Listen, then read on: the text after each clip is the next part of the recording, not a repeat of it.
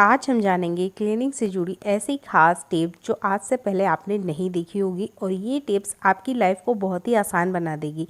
घंटों का काम मिनटों में कर देने वाली है। वीडियो को एंड तक वॉच कीजिएगा। चैनल में पहली बार आए हैं तो चैनल को सब्सक्राइब कर लीजिएगा। वीडियो अच्छा लगता है तो वीडियो को लाइक, कमेंट और शेयर ज़रूर कीजिएगा। पहला यूज़फुल टिप है मेरा सफाई को ही लीजिए। हमारे घर आंगन में कुछ ऐसे खुले चबूतरे होते हैं जिनकी हम बहुत ज़्यादा क्लीनिंग करते हैं बारिश के सीज़न में स्पेशली। तो हमारा जो कचरा होता है ना वो गीला हो जाता है। इस कचरे को गीला कचरा कहा जाता है। पर ये कचरा ऐसा है कि 3 से 4 दिन बाद में ये डिकम्पोस्ट हो जाएगा, यानी कि इसे कचरे वाली गाड़ी को देने की बजाय अगर आपके घर आंगन में जगह है तो आप इसे कचरे वाली गाड़ी को ना दें और इस पर जिस तरीके का प्लास्टिक वाला कचरा है उसे अलग निकाल लेना है, क्योंकि ये कचरा डिकम्पोस्ट नहीं होता है। आप इसमें पेपर और कपड़ा ऐड कर सकते हैं क्योंकि वो बहुत जल्दी गल जाते हैं। तो यहाँ आप देख सकते हैं मेरे घर की बाउंड्री के पीछे कुछ ऐसी जगह है, थोड़ी सी जगह है।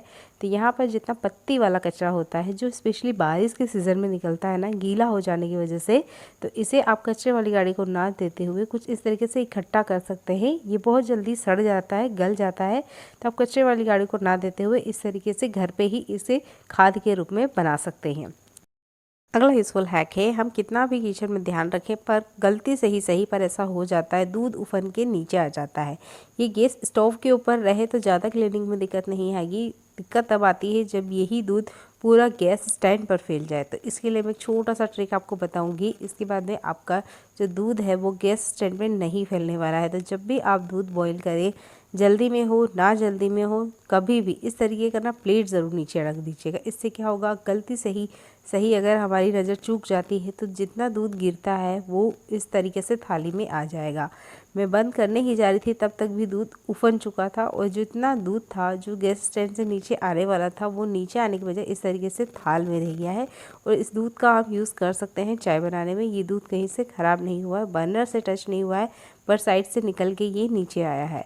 तो इस तरीके से अगर आपका गैस स्टोव क्लीन है तो आप इस दूध का यूज़ कर सकते हैं, नहीं तो आप इसे पेड़ पौधे में भी दे सकते हैं। तो आप जब भी दूध बॉईल करें इस तरीके से प्लेट ज़रूर लगा दें। ये यूज़फुल ट्रिक आपके बहुत सारे बचत करेगा। अगला यूज़फुल हैक है मेरा, जब भी हम कुछ फ्राई करते हैं, अब मैं जैसे कि यहाँ पे पकोड़े फ्राई कर रही हूँ, हम फ्राई करते हैं, बारिश का सीज़न है तो इस तरीके की चीज़ें हमारे घर में बनती है। दिक्कत तब होती है जब हम इसे स्टैंड करते हैं। तो बहुत सारे लोग टिश्यू पेपर का यूज़ करते हैं, न्यूज़पेपर का यूज़ करते हैं, पर दोनों ही घर में ना हो तब आप तवे का यूज़ कर सकते हैं। देखकर आपको हैरानी होगी कि हम तवे का कैसे यूज़ ले सकते हैं।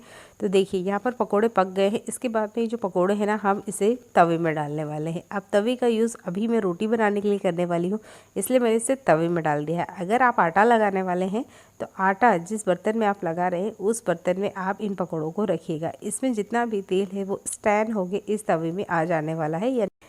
जो कढ़ाई है वो भी कुछ इस तरीके से उल्टी कर दी है, यानी इसका ऑयल मैंने जितना था उतना निकाल लिया। और उसके बाद में जो बचा हुआ ऑयल होता है ना उसके लिए मैंने कढ़ाई को कुछ इस तरीके से उल्टा करने के बाद लगभग आधे घंटे के लिए छोड़ दिया। इसके अंदर जो बूंद भर ऑयल था वो भी पूरी तरीके से तवे में आ चुका है। तो इस तरीके से आप कढ़ाई को उल्टा करके भी इसका जितना ऑयल है निकाल सकते हैं। यहाँ उंगली से थोड़ा सा टच करके आपको दिखा रही हूँ, लगभग 2 टेबल स्पून इतना ऑयल इस तवे के ऊपर आया है। अभी तवे के ऑयल का यूज़ करने का ये बिल्कुल ही बेस्ट तरीका है कि आप इस तरीके से रोटी इसमें बना सकते हो। आप चाहते हो तो सब्जी गर्म करना चाहते हैं तब भी आप इस ऑयल का यूज़ कर सकते हैं। आई होप ये वाला ट्रिक आपके बहुत ही काम आएगा। चलिए बढ़ते हैं अगले यूज़फुल हैक के लिए। तो हमारे घर में ना अक्सर ऐसा होता है कभी चाय ज़्यादा बच जाती है या कोई चाय पीना चाहता नहीं है फ़िलहाल में और चाय बना दी गई है, तो क्या करें इस चाय का। तो इस चाय का मैं आपको बहुत अच्छे से यूज़ करके बताने वाली हूँ। तो मेरे यहाँ भी थोड़ा सा चाय ना बच गया है और इस चाय का मैं यूज़ करके आपको बताने वाली हूँ। तो गैस हमने ऑन कर लिया है। उसके बाद में ना हम यहाँ पर थोड़ा सा मिलाने वाले हैं पानी, बहुत ज़्यादा नहीं, थोड़ा सा हम इस पर पानी मिलाएंगे। और इसके बाद में अब क्या करने वाले हैं, इसमें हम मिलाने वाले हैं हल्दी। तो यहाँ पर 1 चम्मच के आसपास हम हल्दी मिलाने वाले हैं, यानी कि लगभग 1.5 कप चाय में हम 1 चम्मच इतना हल्दी मिलाने वाले हैं। बस हमें चाय पत्ती का पानी लेना है और आप चाहते हैं तो इसमें किसी तरीके की भी चीनी और जो चाय पत्ती एक्स्ट्रा कुछ भी ऐड करने की ज़रूरत नहीं है। बस जो बचा हुआ है उसी में हमने ये ऐड करना है। इस लिक्विड को हमने अच्छे से ठंडा होने देना है। गरम गरम का हमने यूज़ बिल्कुल नहीं करना है। यहाँ पर जो चाय पत्ती का पानी है, इसको हमने छान लेना है, क्योंकि हमें चाय पत्ती का यूज़ बिल्कुल नहीं लेना है। ये जो लिक्विड बनाया है ना, हम इसी का यूज़ आज देखने वाले हैं। ये बहुत ही अच्छा सा एक लिक्विड बन के रेडी हुआ है और इसका यूज़ मैं आपको बहुत अच्छे तरीके से बताने वाली हूँ। तो हमारे घर का जितना भी ये गोल्ड ज्वेलरी होता है, जिसके लिए हम बहुत सारा पैसा देते हैं ज्वेलर को, और उसके बाद में वो हमें क्लीन करके देता है, यानी इसे चमका के देता है, और हमारा पैसा भी लेता है और हमारा टाइम भी जाता है, और हमें बार बार ज्वेलर के पास भी जाना पड़ता है इन चीज़ों के लिए। तो इसे घर में अच्छे से क्लीन कर सकते हैं आप इस चाय पत्ती वाले लिक्विड से। बस हमने यहाँ पर लेना है बेबी टूथब्रश। ध्यान रखना है, हमने यहाँ पर बेबी टूथब्रश लेना है। ये देख सकते हैं हम जॉनसन बेबी के जो प्रोडक्ट आते हैं ना, उसके साथ आया हुआ था, तो मैं इसी टूथब्रश का यूज़ करने वाली हूँ, क्योंकि इसकी जो ब्रश है वो बहुत ही नाजुक है। तो ये बच्चों के दांत के लिए यूज़ किया जाता है। आप चाहते हैं तो हम जो मेकअप करते हैं ना, वो वाला ब्रश भी आप यहाँ पर ले सकते हैं। डिपेंड करता है कि आपका जो ज्वेलरी है वो कितना ज़्यादा गंदा है। ये थोड़ा सा ज़्यादा ही गंदा हो गया था, इसलिए मैंने यहाँ पर टूथब्रश का यूज़ किया है। बहुत हल्के से मैं इसे रब कर रही हूँ, बिल्कुल ऐसे ही करना है। उसका जितना भी जो कलर डाउन है वो भी अच्छे से खिल जाएगा, और इसके अंदर अगर थोड़ा बहुत किसी तरीके का डस्ट या गंदगी है तो वो भी अच्छे से क्लीन हो जाएगी। है तो इसको हर मंथ आप इस तरीके से घर पे ही क्लीन कर सकते हैं, और ये बिल्कुल ही फ्री का जुगाड़ है। गोल्ड की ज्वेलरी को किसी तरीके का कोई नुकसान नहीं होता है। मेरी आजमाया हुआ ये ट्रिक है और मैंने इसे करके देखा है और ये काम भी करता है। तो इस तरीके से बस आपने इसे पानी में डिप करना है और ये बहुत अच्छे से क्लीन हो जाते हैं। तो इस तरीके का आप सॉफ्ट वाला कपड़ा लीजिएगा, जैसे कि मैं आपको यहाँ टॉवल लगा के दिखा रही हूँ। बिल्कुल इस तरीके का कोई सॉफ्ट कपड़ा लेना है हमने, आप कॉटन का भी कपड़ा ले सकते हैं।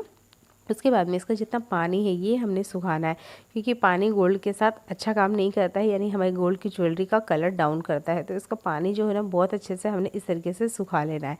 ये सॉफ्ट वाला कपड़ा है, तो रखते ही इसका पानी सूख लिया था इस कपड़े ने, पर अच्छे से हमने इसका पानी सुखाना है। और जो चेन होती है ना, इसको भी बड़े अच्छे से क्लीन करना है। यानी कि आपके पास जितना भी गोल्ड ज्वेलरी है उसके लिए अब आपको पैसा खर्च करने की बिल्कुल ज़रूरत नहीं है। घर पे ही आप अच्छे से इन्हें क्लीन कर सकते हैं, और आप जब इसे खुद करेंगे ना, तो आप खुद फ़र्क देखने वाले हैं। यहाँ मैं आपको फ़र्क दिखाने वाली हूँ पुरानी गोल्ड ज्वेलरी पे और अभी में। मेरा जो चेन है वो बढ़िया से क्लीन हो गया है, क्योंकि काफ़ी टाइम से मैंने क्लीन भी नहीं किया था, और कभी कभी क्या होता है परफ्यूम की वजह से काला भी हो जाता है। तो ये वाली यूजफुल ट्रिक आप यूज़ कर सकते हो।